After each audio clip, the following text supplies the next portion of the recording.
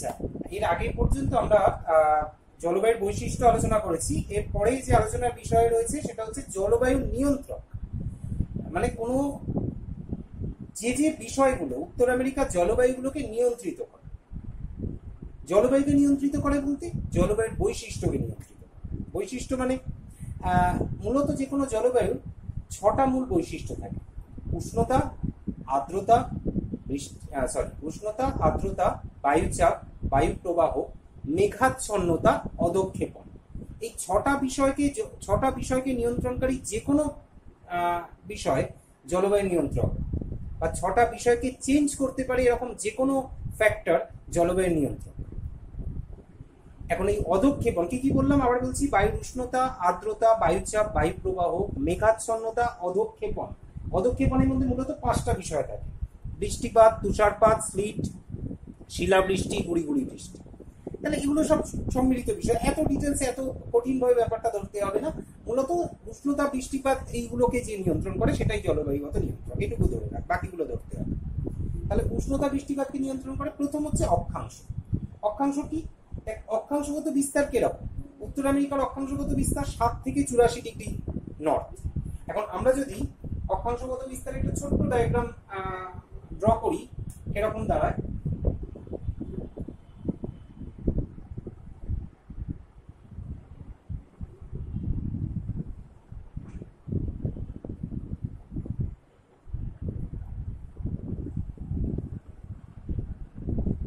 এটা 0 ডিগ্রি, আর ওপরে আমি ধরে নিলাম একদম মাথাটা 90, তার মানে এটা 84 ডিগ্রি। আর যদি 7 ডিগ্রির একটা রেখাটা নিই তাহলে এরকম হবে 7 ডিগ্রি। তাহলে এখান থেকে এতখানি 7 ডিগ্রি থেকে 84 ডিগ্রি এরকম একটা বিস্তারের মধ্যে রয়েছে উত্তর আমেরিকা। তাহলে আমরা এমনিতে কি জানি? 5 ডিগ্রি উত্তর থেকে 5 ডিগ্রি দক্ষিণ, এটা হচ্ছে নিরক্ষীয় জলবায়ু অঞ্চল এমনিতে। এবার যত 5 ডিগ্রির ওপর থেকে 5 থেকে 25-এর মধ্যে দুটো দিক, বা 5 থেকে 30-এর মধ্যে দুটো দিক ক্রান্তীয় জলবায়ু অঞ্চল। এখন এই 5 ডিগ্রি উত্তর থেকে 5 ডিগ্রি দক্ষিণ সবসময় তো সেম থাকে না। যখন দেখা যায় সূর্যের উত্তরায়ণ হয়েছে তখন একটু 5 থেকে ওপর দিকে উঠে গেল, 10 ডিগ্রি উত্তরের দিকে চলে গেল। আবার যখন দক্ষিণায়ন হয়েছে দক্ষিণ দিকে সরে গেল। তাহলে যখন উত্তরায়ণ হয় তখন নিরক্ষরেখাটা অ্যাকচুয়ালি অনেকটা উপরে উঠে যায়। নিরক্ষরেখা থেকে উপরে ওঠে না, সূর্যের যে নিরক্ষরেখার উপর লম্ব কিরণ দেয় এমনিতে, কিন্তু একটু উপর থেকে লম্ব কিরণ দেয় যখন উত্তরায়ণ চলে। নর্মালি সূর্য এখানে লম্ব কিরণ দেয়, কিন্তু যখন উত্তরায়ণ চলে তখন হয়তো একটু উপরে লম্ব কিরণ। এই মূলত এই পার্থক্যটা হয়। তাহলে উত্তর আমেরিকা 7 ডিগ্রি থেকে রয়েছে, মানে উত্তর আমেরিকার একটুখানি পার্ট, একদম নিচের অল্প একটুখানি পার্ট উত্তর আমেরিকার নিরক্ষীয় জলবায়ু দেখতে পাওয়া সম্ভব। এখন এগুলো একটু মুছছি, নাহলে না করলে বোঝা যাবে না।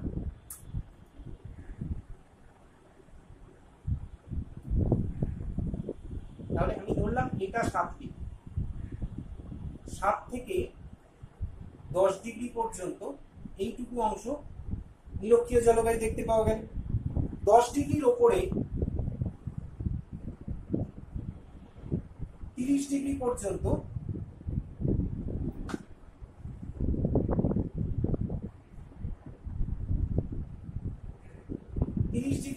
ক্রান্তীয় জলবায়ু দেখা গেল, এবং 30 ডিগ্রির ওপরে মোটামুটি 66 ডিগ্রি পর্যন্ত নাতিশীতোষ্ণ জলবায়ু দেখা গেল, 30 থেকে 66.5 অব্দি, এবং তার উপরে 66.5 থেকে 84 পর্যন্ত শীতল জলবায়ু দেখা গেল।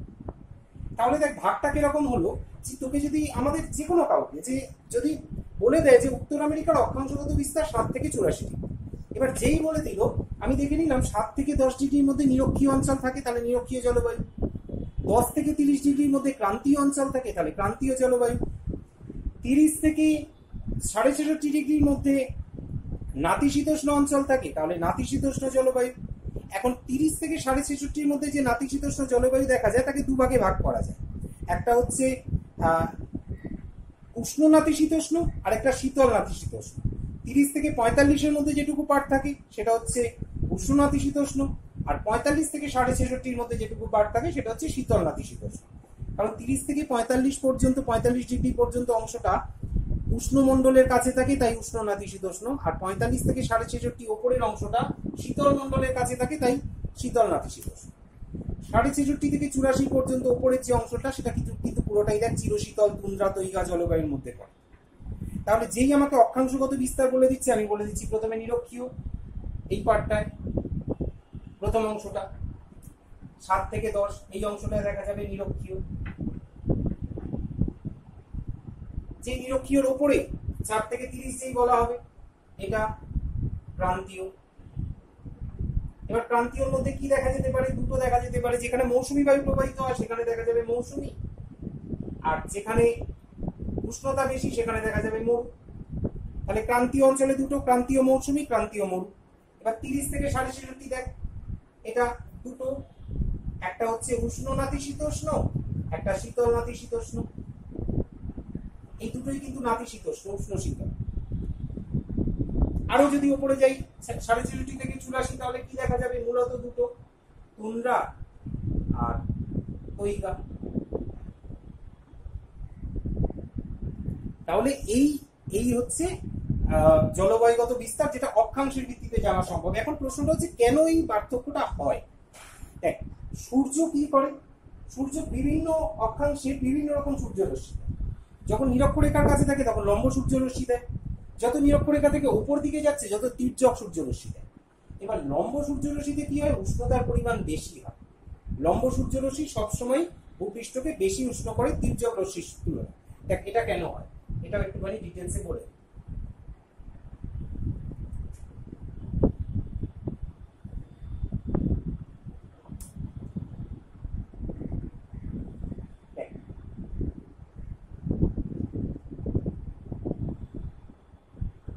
এখানে একটা তির্যক সূর্যরশ্মি করছে, আর এই মধ্যভাগে লম্ব সূর্যরশ্মি করছে। দুটোরই পরিমাণ এক, কারণ দুটো চওড়া দেখ, দুটো চওড়া এক, দুটোরই পরিমাণ এক। তার মানে এখানেও সূর্য থেকে 100 কিলো ক্যালোরি শক্তি বেরিয়েছে ধরলাম, এটাতেও সূর্য থেকে 100 কিলো ক্যালোরি শক্তি বেরিয়েছে, দুটো থেকে 100 কিলো ক্যালোরি শক্তি বেরিয়েছে। এটা তির্যক পৃষ্ঠে পড়ছে, এটা লম্বভাবে পড়ছে। লম্বভাবে পড়ছে যখন কম জায়গাকে উত্তপ্ত করছে, কিন্তু তির্যক ভাবে পড়ছে যখন বেশি জায়গাকে উত্তপ্ত করছে। তাহলে লম্ব সূর্যরশ্মি 100 কিলো ক্যালোরি তাপ নিয়ে যদি পড়ে, তাহলে যদিও সেটা পড়ে না, কেন পড়ে না আসছি পরে, যদি 100 কিলো ক্যালোরি তাপ নিয়েও পড়ে তাহলে কম জায়গাকে উত্তপ্ত করতে হবে, মানে ইউনিট পিছু তাপের পরিমাণ বাড়বে।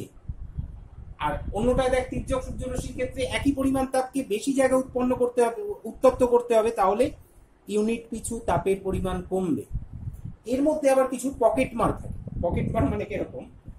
এই পুরো ওয়েটায় যে অংশটা ধরে সূর্যরশ্মিটা আসছে সেই অংশটায় প্রচুর ছোট ছোট কণা থাকে। এই কণাগুলো কি? এগুলো হচ্ছে GHG, গ্রিন হাউস গ্যাস। এই গ্রিন হাউস গ্যাস কি করে? সূর্য থেকে যে রশ্মিগুলো আসে, গ্রিন হাউস গ্যাস মানে carbon dioxide, carbon monoxide, nitrous oxide, জলীয় বাষ্প, ধূলিকণা, এরা কি করে? সূর্য থেকে রশ্মি আসার সঙ্গে সঙ্গে খপ করে ধরে পকেটে পুরে রেখে দেয়। আমরা পকেট মার দেব, টাকা পয়সা চুরি করে যেমন সেরকম। এটা কি করে? যেই সূর্য রশ্মিটা নিয়ে রেখে দিল, তখন কি হয়? যে রশ্মিটা বেশি পথ অতিক্রম করে তার থেকে বেশি রশ্মি চুরি হয়। যেমন দেখ, তির্যক সূর্যরশ্মি বেশি পথ অতিক্রম করছে, এখানে করছে। যদি আমরা এখান থেকে লম্বা একটা দাগ দিই, এক তির্যক সূর্যরশ্মি বেশি পথ অতিক্রম করছে। বেশি পথ অতিক্রম করছে বলে এর ক্ষেত্রে যদি ভূপৃষ্ঠে আসার সময় তাপের অপচয় হয়ে 80 কিলো ক্যালোরি এসে পৌঁছায়, এর ক্ষেত্রে হয়তো এসে পৌঁছচ্ছে 60 কিলো ক্যালোরি। বোঝা গেল? কারণ এ তো বেশি তাপ অপচয় হচ্ছে, বেশি পথ আসতে হচ্ছে। তাহলে তির্যক সূর্যরশ্মিতে লম্ব সূর্যরশ্মির তুলনায় উষ্ণতা কম হয়, কারণ তির্যক সূর্যরশ্মি বেশি পথ অতিক্রম করে আসে, ফলে বেশি গ্রিন হাউস কণার দ্বারা গ্যাসে শোষিত হয়ে চলে যায়, শেষ পর্যন্ত উষ্ণতা কম থাকে এবং বেশি স্থানকে একত্রে উত্তপ্ত করতে হয়। এই দুটো কারণের জন্য তির্যক সূর্যরশ্মিতে উষ্ণতা কম হয়। এবার তাহলে পরিষ্কারভাবে বোঝা যাচ্ছে যে নিম্ন অক্ষাংশে লম্ব সূর্যরশ্মি পড়ে, তাই নিম্ন অক্ষাংশ বেশি উষ্ণ, উচ্চ অক্ষাংশে তির্যক সূর্যরশ্মি পড়ে, তাই উচ্চ অক্ষাংশ বেশি শীতল। পরিষ্কার? আমরা নেক্সট পয়েন্টে আসছি। আচ্ছা, নেক্সট আমরা পরের পয়েন্টে আসছি, আয়তন ও আকৃতি। যে কোনো মহাদেশের আয়তনের উপর তার কিছুটা উষ্ণতার পার্থক্য কিছুটা ডিপেন্ড করে। যেমন দেখ, আমরা যদি মূল্য মানে পুরো একটা, যদি উপকূল ভাগটা অনেক বেশি ভগ্ন, কিন্তু যদি একটা আকৃতি দেখি এরকম, আয়তনটা বেশ বড় এবং আকৃতিটা অনেকটা ত্রিভুজের মতো, তাহলে কি ওপর দিকটা একটু চওড়া এবং নিচের দিকটা সরু হয়ে গেছে। ফলে এটা স্বাভাবিকভাবেই বোঝা যাচ্ছে যে উত্তর আমেরিকার ওপরের অংশের মধ্যভাগ, যেটা উত্তর মধ্য অংশ, সেখানে কিন্তু বেশ চরম ভাবাপন্ন জলবায়ু দেখা যাচ্ছে, এবং নিচের অংশ সমুদ্র উপকূলের কাছে অবস্থিত, তাই সমভাবাপন্ন জলবায়ু দেখা। তার মানে এর আয়তন ক্ষেত্রমান অনেক বেশি বলে বিভিন্ন অংশে উষ্ণতা, বৃষ্টিপাত, বায়ুচাপ, বায়ু প্রবাহের পার্থক্য ঘটে। এটা আয়তনের ভিত্তিতে একটা ব্যাপার। আর ত্রিভুজাকৃতি হওয়ায় উত্তর অংশ চওড়া, ফলে মধ্য অঞ্চলটা সমুদ্র থেকে দূরে অবস্থিত, আবার দক্ষিণ অংশ সংকীর্ণ, ফলে সমুদ্রের কাছে অবস্থিত। এর জন্য উত্তর থেকে উত্তর আর দক্ষিণে উষ্ণতা, বৃষ্টিপাতের পার্থক্য ঘটে, যেটা আয়তন আকৃতির জন্য ঘটে। এটা খুব ইম্পর্টেন্ট পয়েন্ট নয়, লিখলেও লিখতে পারিস, না লিখলেও নাও লিখতে পারিস, নোটের মধ্যে দেওয়া আছে। আচ্ছা, পর্বতের অবস্থান কি করে? পর্বতের অবস্থান খুব সহজ, এটা বহুবার আমি এর আগেও একবার বললাম একটু আগে পড়ানোর সময়। এই যে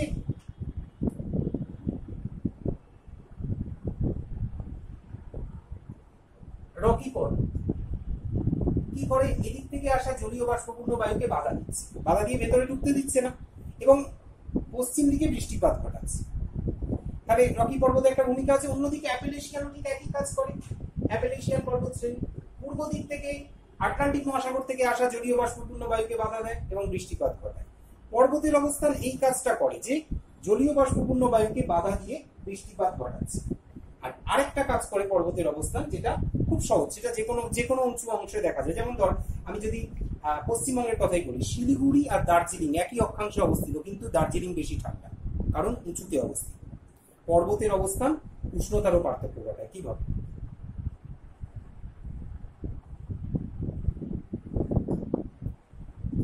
এটা বেস লাইন, দেখলাম বেস লাইনে মানে 0 মিটার, আর এখানে উষ্ণতা হয়তো 30 ডিগ্রি সেন্টিগ্রেড।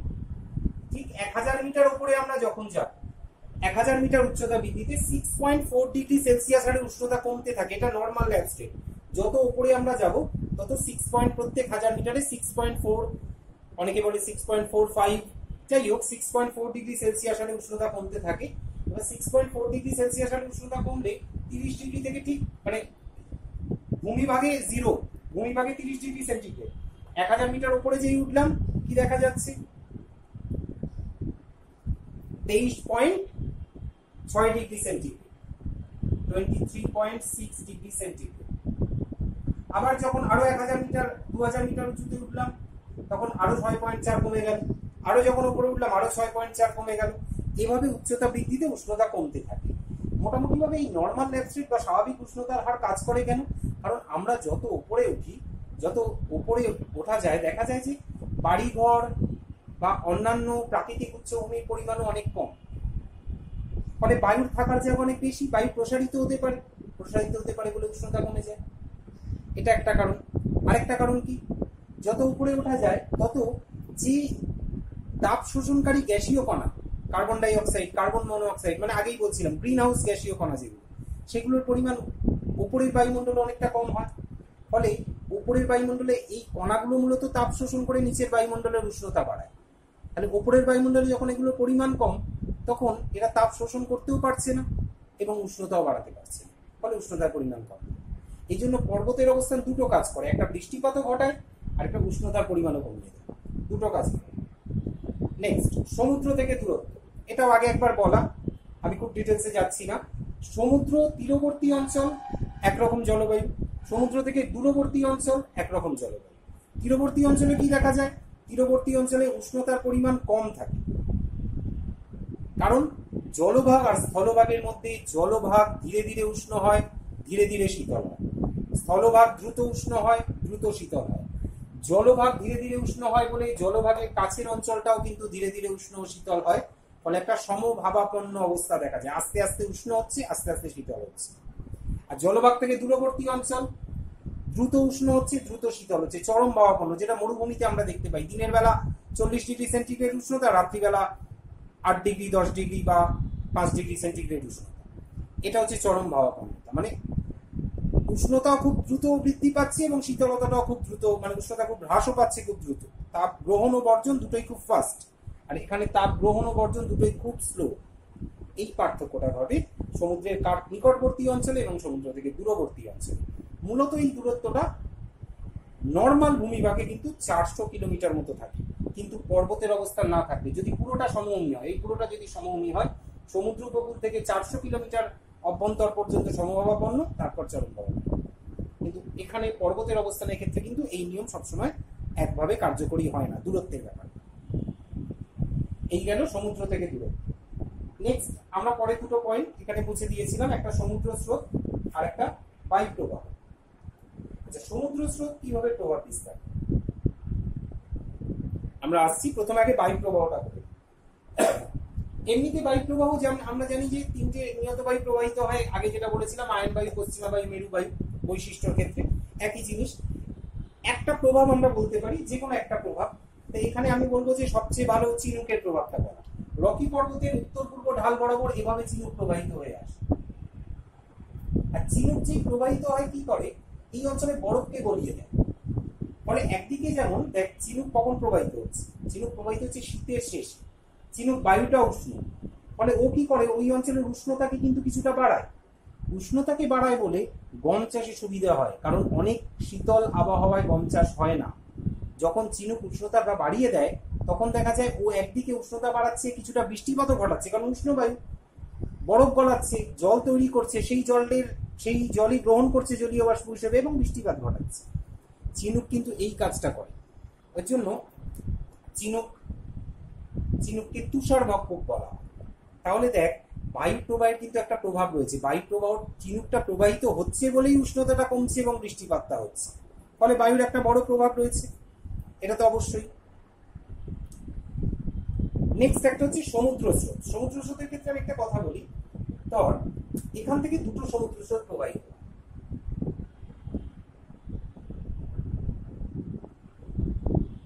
এভাবে একটা সমুদ্র স্রোত প্রবাহিত হয় আর এভাবে একটা সমুদ্র স্রোত প্রবাহিত, এইভাবে একটা সমুদ্র স্রোত।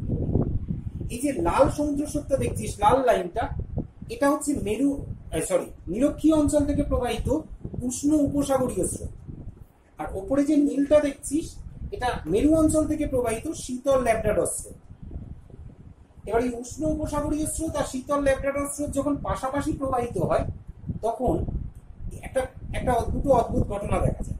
যেমন আমরা যদি গরম জলে ঠান্ডা জলকে মেশাই, কি হবে, উপরে একটা ধোঁয়ার মতো আস্তরণ তৈরি হবে। সাধারণত দেখি শীতকালে স্নান করার সময় গরম জলে যখন ঠান্ডা জলকে মেশাই, সেজন্য এখানে দেখ একটা তো উষ্ণ, লালটা হচ্ছে উষ্ণ, যেটা উষ্ণ উপসাগরীয় স্রোত, আর নীল যে স্রোতটা নিচের দিকে আসছে মেরু অঞ্চল থেকে, সেটা হচ্ছে শীতল ল্যাব্রাডর স্রোত। অ্যাকচুয়ালি এগুলো রং এরকম হয় না, কিন্তু যাই হোক রংগুলো পরে আসবো। তা এই যে দুটো দু রকমের, একটা উষ্ণ একটা শীতল বলে ওই যে ধোঁয়ার মতো জিনিসটা তৈরি হয়, সেই জন্য ঘন কুয়াশা তৈরি হয়। কারণ এখানে তো ঠিক বালতির জল নয়, অনেক বড় অংশ, ঘন কুয়াশা তৈরি হয়। আর আরেকটা কি হয়, উষ্ণ স্রোতের ওপরের বায়ু কি হবে, উষ্ণ হবে, আর শীতল স্রোতের ওপরের বায়ু কি হবে, শীতল হবে। তাহলে উষ্ণ স্রোতের ওপরের বায়ু এবং শীতল স্রোতের ওপরের বায়ু দুটো আলাদা বায়ুপুঞ্জ। উষ্ণ বায়ু এবং শীতল বায়ু একসঙ্গে সংঘর্ষ বাঁধে এবং নাতিশীতোষ্ণ ঘূর্ণবাত সৃষ্টি হয়। এটা নাতিশীতোষ্ণ অঞ্চল, নাতিশীতোষ্ণ ঘূর্ণবাত সৃষ্টি করে। তাহলে দেখ সমুদ্র স্রোতের কিন্তু একটা প্রভাব আছে, কি করছে, বায়ুচাপকে নিয়ন্ত্রণ করে একটা ঘূর্ণবাতের সৃষ্টি ঘটাচ্ছে, ঘন কুয়াশা ঝড় ঝঞ্ঝা সৃষ্টি করে। এর জন্য এটাকে হিমপ্রাচীর বলা হয়, কিন্তু কারণটা এটার জন্য হিমপ্রাচীর নয়, এটা হচ্ছে এই দুটো স্রোতের জলবায়ুগত যে বৈচিত্র্য তৈরি করে সেটাই। তাহলে এই হলো আমাদের নিয়ন্ত্রক। নিয়ন্ত্রকে আমরা মোটামুটি 6টা পয়েন্ট আলোচনা করেছি, 6টা না 7টা। অক্ষাংশ, আকৃতি ও আয়তন, পর্বতের অবস্থান, সমুদ্র থেকে দূরত্ব, সমুদ্র স্রোত, বায়ু প্রবাহ, 6টা পয়েন্টই। আকৃতি আয়তনটা যদি আলাদা করিস তাহলে 7টা হবে। তাহলে এই মোটামুটি নিয়ন্ত্রক। নিয়ন্ত্রক অবশ্যই পড়িস, বইয়েতে নেই তা সত্ত্বেও পড়িস, এটা কিন্তু সিলেবাস বহির্ভূত নয়, বইয়েতে না থাকলেও স্কুল করায়, নিবেদিতা তো অবশ্যই করায়, অতএব নিয়ন্ত্রক অবশ্যই করিস। নেক্সট আমরা আসবো জলবায়ু অঞ্চলে। আচ্ছা, আমরা এবার জলবায়ু অঞ্চলগুলো আসি এক একটা করে। উত্তর আমেরিকাকে জলবায়ু স্বাভাবিক উদ্ভিদের ভিত্তিতে কমন জোন হিসেবে 8টা অঞ্চলে ভাগ করা হয়েছে। তুন্দ্রা জলবায়ু ও তুন্দ্রা স্বাভাবিক উদ্ভিদ অঞ্চল, তৈগা জলবায়ু ও তৈগা স্বাভাবিক উদ্ভিদ অঞ্চল, তৈগা স্বাভাবিক উদ্ভিদ অঞ্চলের আরেকটা নাম সরলবর্গীয় অরণ্য, শীতল নাতিশীতোষ্ণ মহাদেশীয় জলবায়ু বা নাতিশীতোষ্ণ তৃণভূমি অঞ্চল, লরেন্সীয় জলবায়ু বা নাতিশীতোষ্ণ মিশ্র অরণ্য অঞ্চল, ক্রান্তীয় উষ্ণ আর্দ্র জলবায়ু, ভূমধ্যসাগরীয় জলবায়ু এবং উষ্ণ মরু জলবায়ু। টোটাল 7খানা ভাগে ভাগ করা হয়েছে। এই 7খানা ভাগের মধ্যে টোটাল 7খানা ভাগে ভাগ করা হয়েছে। আচ্ছা, আমি এখানে মনে একটা ভাগ ভুল করেছি। আচ্ছা, ভূমধ্যসাগরীয় জলবায়ুর অঞ্চলটা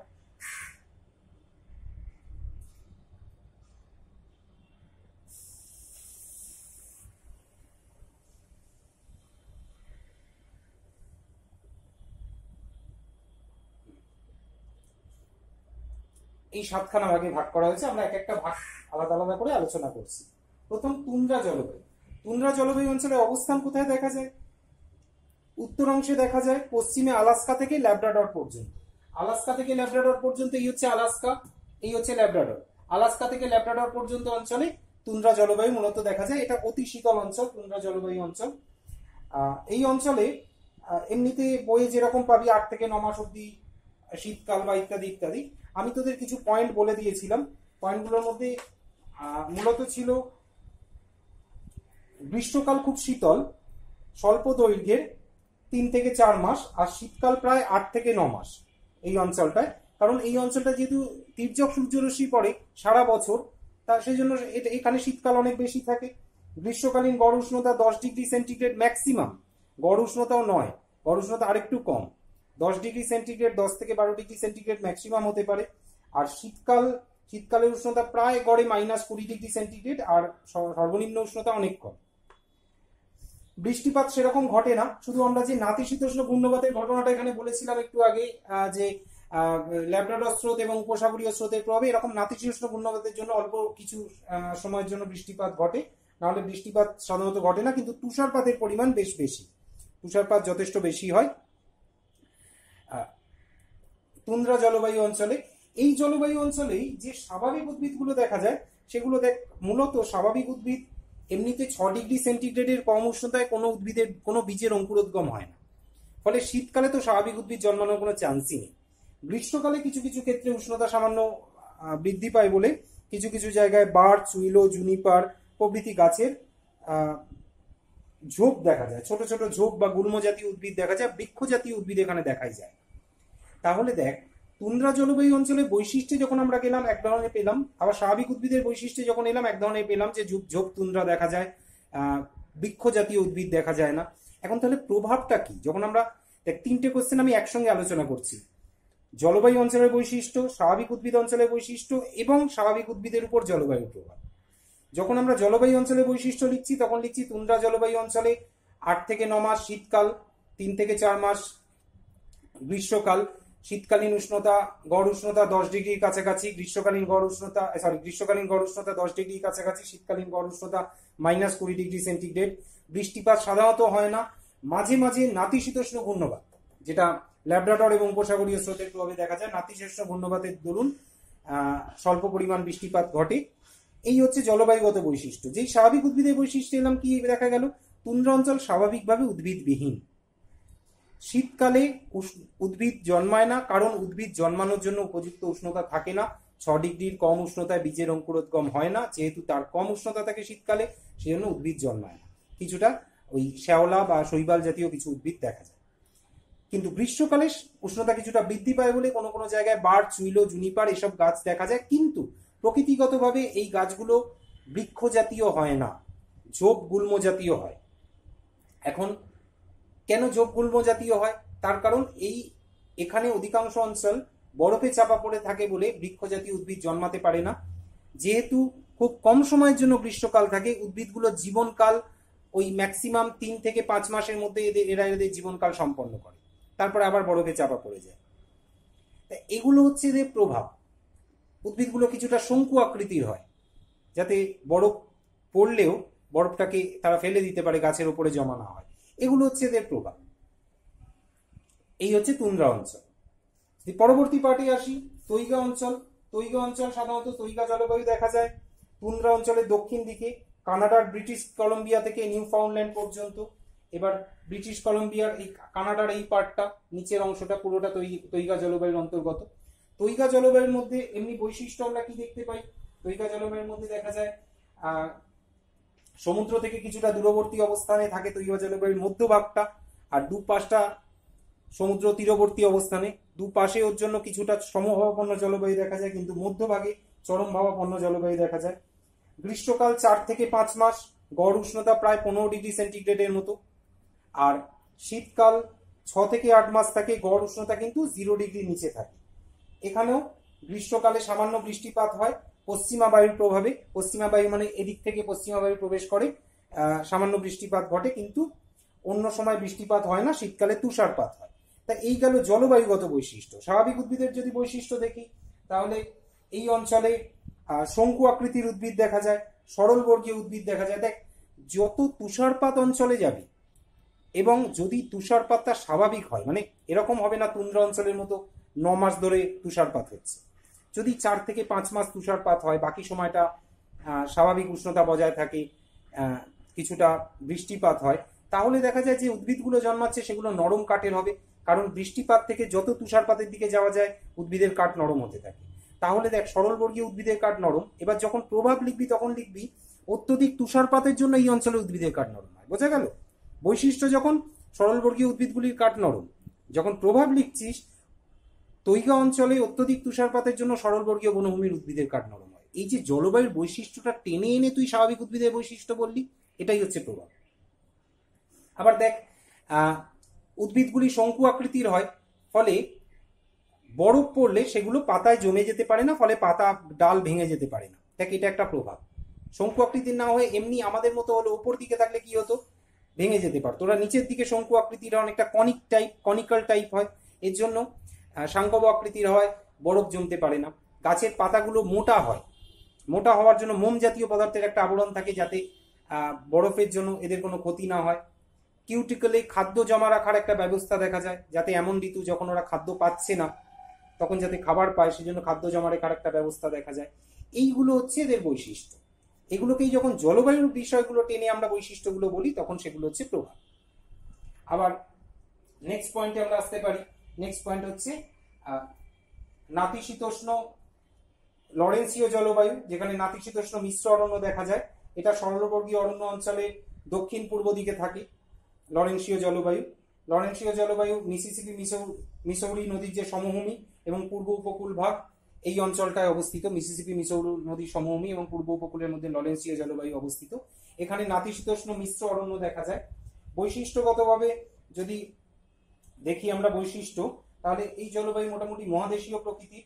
আর এই জলবায়ুতে দক্ষিণ অংশটা দেখ, দক্ষিণ অংশ যথেষ্ট উষ্ণ, কারণ দক্ষিণ অংশ দেখ উষ্ণ অঞ্চলের দিকে। যত আমরা নিচের দিকে যাচ্ছি, এই পাটটায় যতখানি উষ্ণতা দেখা যাবে, উপরে উষ্ণতা কম, কারণ এটা নিম্ন অক্ষাংশে অবস্থিত, উপরেরটা একটু উচ্চ অক্ষাংশে অবস্থিত। ওর জন্য দক্ষিণ অংশের উষ্ণতা বেশি, কিন্তু লরেন্সীয় জলবায়ু অঞ্চলের উত্তর অংশটার উষ্ণতা কিছুটা কম। গড় উষ্ণতা সাধারণত গ্রীষ্মকালে 18 থেকে 24 ডিগ্রি সেন্টিগ্রেডের কাছাকাছি থাকে। পশ্চিমা বায়ুর প্রভাবে কিছু বৃষ্টিপাত ঘটে, আর কিছু নাতিশীতোষ্ণ ঘূর্ণবাতের প্রভাব এখানে দেখা যায়। এমনিতে মিশ্র অরণ্য দেখা যায়। মিশ্র অরণ্য ব্যাপারটা কি দেখ, এর পাশেই তুই দেখছিস নাতিশীতোষ্ণ তৃণভূমি, আর এর পাশেই নাতিশীতোষ্ণ অরণ্য। মিশ্র অরণ্য মানে হচ্ছে এখানে কিছুটা পরিমাণ বৃক্ষজাতীয় উদ্ভিদও দেখা যাবে, কিছুটা পরিমাণ তৃণজাতীয় উদ্ভিদও দেখা যাবে। ওর জন্য বলছে মিশ্র অরণ্য। বৃক্ষজাতীয় উদ্ভিদ এবং তৃণজাতীয় উদ্ভিদ, মানে এই যে তৃণজাতীয় উদ্ভিদের মূল অংশ এটা। এবার স্বাভাবিক উদ্ভিদ অঞ্চল ঠিক এভাবে ভাগ হয় না, এখানেও কিছুটা তৃণজাতীয় উদ্ভিদ দেখা যায় এবং বৃক্ষজাতীয় উদ্ভিদ দেখা যায়, এই জন্য মিশ্র অরণ্য বলা হয়।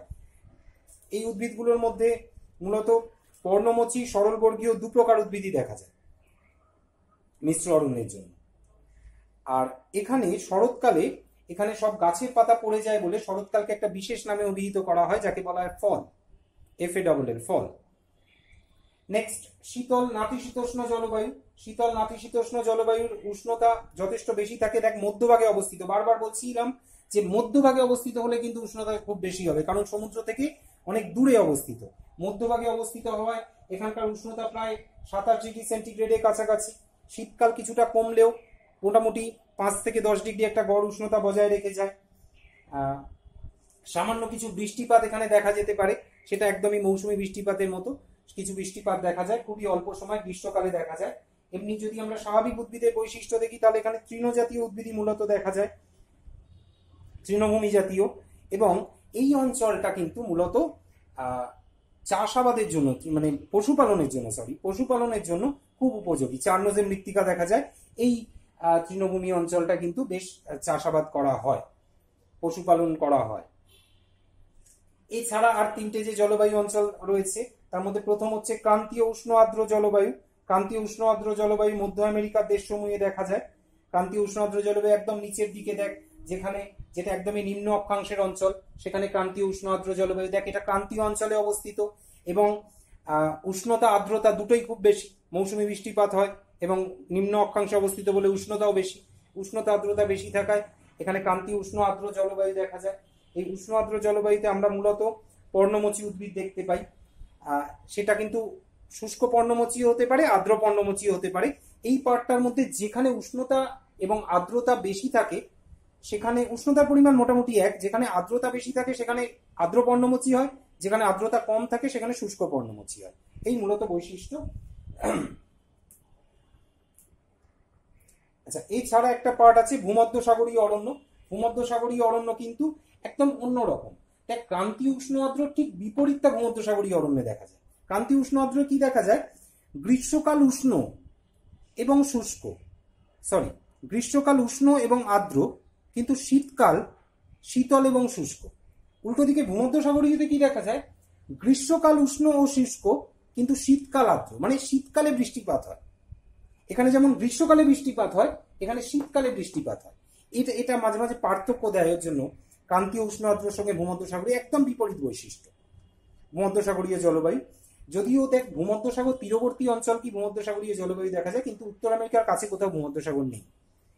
কিন্তু আফ্রিকার নিকটবর্তী অঞ্চলে ভূমধ্যসাগরের কাছে যে জলবায়ু দেখা যায় সেই জলবায়ুর সঙ্গে এই জলবায়ুর একটা বিশেষ মিল রয়েছে বলে এটাকে ভূমধ্যসাগরীয় জলবায়ু বলা হয়। মূলত ভূমধ্যসাগরীয় জলবায়ুতে দেখা যায় টক জাতীয় ফলের উদ্ভিদ, কারণ এই দীর্ঘ উষ্ণ শুষ্ক পরিবেশটা টক জাতীয় ফলের রসকে অনেক টক বানিয়ে দেয় এবং টক জাতীয় ফলের উদ্ভিদ দেখা যায় প্রচুর। ফলে এখানে প্রচুর বিভিন্ন সুরা কোম্পানি বা বিভিন্ন মদের কোম্পানি তাদের ম্যানুফ্যাকচারিং ইউনিট তৈরি করেছে। এখান থেকে প্রচুর ওয়াইন তৈরি করা হয়। মূলত মাস্কাডিয়ান গ্রেপস বা ব্ল্যাক গ্রেপসকে ইউজ করা হয় এগুলোর ক্ষেত্রে। এছাড়াও অনেক আরো টক ফল আছে যেগুলো এই শিল্পে সুরা শিল্পে ব্যবহার করা হয়। এছাড়া আমরা আরেকটা পাবো উষ্ণমরু উদ্ভিদ, উষ্ণমরু জলবায়ু। উষ্ণমরু জলবায়ু মূলত এই পশ্চিমে ক্যালিফোর্নিয়া থেকে পূর্বে মেক্সিকো পর্যন্ত সোনেরান মরুভূমির এই অঞ্চলটায় দেখা যায় উষ্ণমরু জলবায়ু। এখানে কিন্তু দুরকম জিনিসই দেখা যায়। একটা তৃণজাতীয় উদ্ভিদ দেখা যায়, এমনিতে কিন্তু উদ্ভিদের পরিমাণ বেশ কম, কিন্তু পার্কল্যান্ড জাতীয় একটা অবস্থান দেখা যায়, মানে তৃণজাতীয় উদ্ভিদ মাঝে মাঝে বৃক্ষ জাতীয় উদ্ভিদ। এমনিতে যদি আমরা এই জলবায়ু অঞ্চলের বৈশিষ্ট্যগুলো দেখি উষ্ণমরু জলবায়ু অঞ্চলে, তাহলে দেখতে পাবো যে উষ্ণমরু জলবায়ু অঞ্চলে এমনিতে উষ্ণতা যথেষ্ট বেশি, কিন্তু বৃষ্টিপাতের পরিমাণ খুব কম। 25 সেন্টিমিটারের কাছাকাছি বৃষ্টিপাত দেখা যায়, কিন্তু উষ্ণতার পরিমাণ খুব বেশি। ওর জন্যই মরুভূমি তৈরি হয়েছে। গ্রীষ্মকাল দীর্ঘস্থায়ী, অনেক দিন পর্যন্ত থাকে এবং সেজন্য উদ্ভিদের পরিমাণও খুব বেশি নয়। এই মূলত জলবায়ু এবং স্বাভাবিক উদ্ভিদের বৈশিষ্ট্যগত তুলনা বা আমরা পয়েন্টগুলো বলতে পারি। এখন যখনই তোরা আলোচনা করবি 3টে জিনিসকে একসঙ্গে পড়ার চেষ্টা করিস। জলবায়ুগত বৈশিষ্ট্য, স্বাভাবিক উদ্ভিদগত বৈশিষ্ট্য, দুটোকে একসঙ্গে করে দিলেই হয়ে যায় স্বাভাবিক উদ্ভিদের উপর জলবায়ুর প্রভাব। আমি বলছি জলবায়ুগত বৈশিষ্ট্যে উষ্ণতা বেশি, আর্দ্রতা বেশি, এবং স্বাভাবিক উদ্ভিদগত বৈশিষ্ট্যে বলছি বৃক্ষ জাতীয় উদ্ভিদ দেখা যায়। কিন্তু যখন বলছি অত্যধিক উষ্ণতা আর্দ্রতার জন্য চিরসবুজ বৃক্ষ জাতীয় উদ্ভিদ দেখা যায়, তখনই সেটা টোবা হয়ে যায়। অর্থাৎ এটা মাথায় রেখে পড়ার চেষ্টা করিস। তোরা পর কোনো জায়গায় যদি কোনো অসুবিধা হয় তারপর আবার আমাকে কল করে সেটা ক্লিয়ার করে নিস। আচ্ছা, আমাদের স্বাভাবিক উদ্ভিদ জলবায়ু অবধি কমপ্লিট হলো। এরপরে আমাদের দুটো বিশেষ অঞ্চল আছে। একটা বিশেষ অঞ্চল হচ্ছে কানাডিয়ান শিল্ড অঞ্চল, আর একটা হ্রদ অঞ্চল। এই দুটো সম্বন্ধে আমরা একটু ডিটেলসে আলোচনা করব।